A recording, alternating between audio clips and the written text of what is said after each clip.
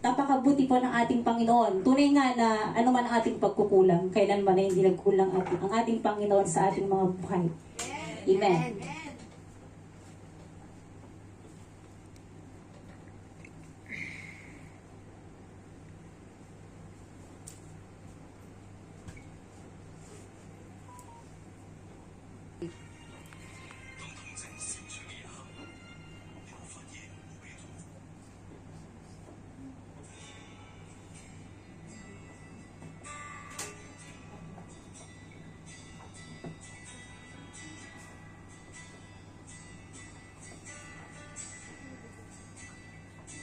I love you, Lord, for your mercy never fails me. All my days I've been held in your hands. From the moment that I wake up until I lay my head, oh, I will sing of the goodness of God. And all my life you have been faithful. And all my life you have been so, so good. With every breath that I am able, oh, I will sing of the goodness of God. I love your voice. You have led me through the fire and darkest night. You are close like no other. I've known you as a father, I've known you as a friend, and I have lived in the goodness of God. Oh. And all my life you have been faithful. And all my life you have been so, so good. With every breath that I am able, oh, I will sing of the goodness of God. Your goodness is running after me. Your goodness is running after me. With my life laid down, I surrender now. I give you everything. Your goodness is running after me. Your goodness is running after me. Your goodness is running after me. With my life laid down, I surrender now. I'll give you everything. Your goodness is running after me.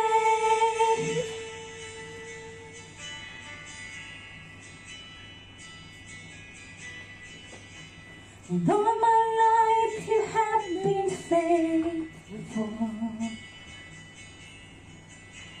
And all my life you have been so, so good. With every breath that I am able, oh, I will sing of the goodness of God.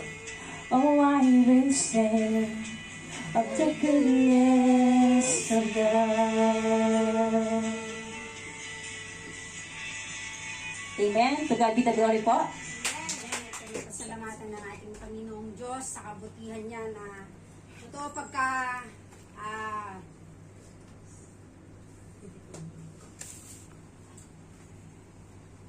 pagka nananalig ka talaga sa Kanya is makakamit mo talaga, maaaring mo yung kabutihan ng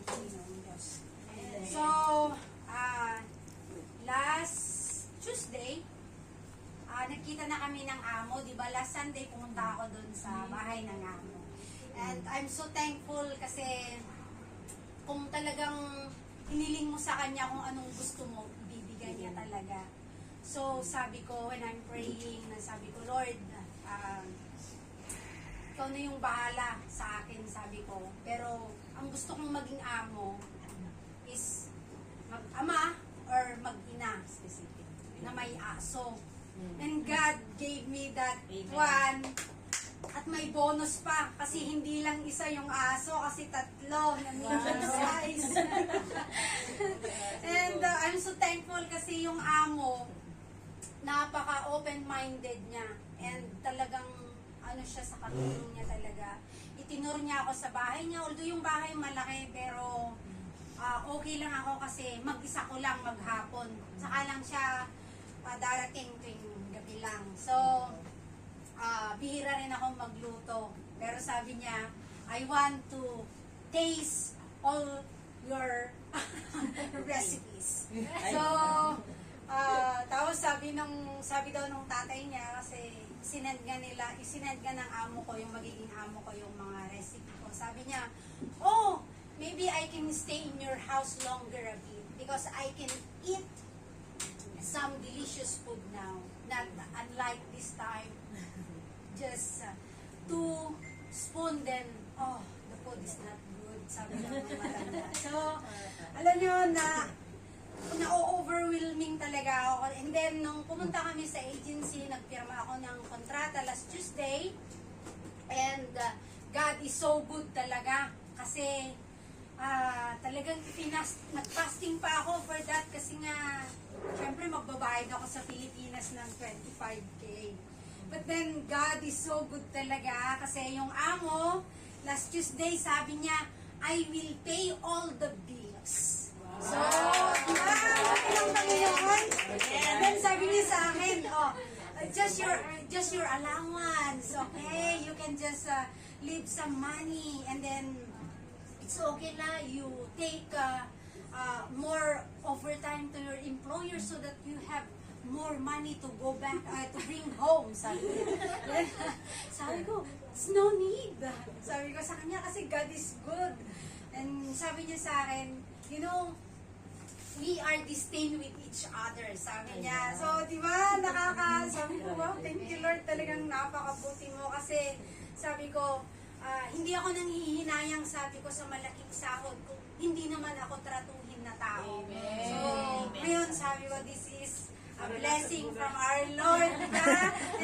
Maging tao. I really thank God talaga, yung blessing talaga nag-umapaw. And then, sabi niya sa akin,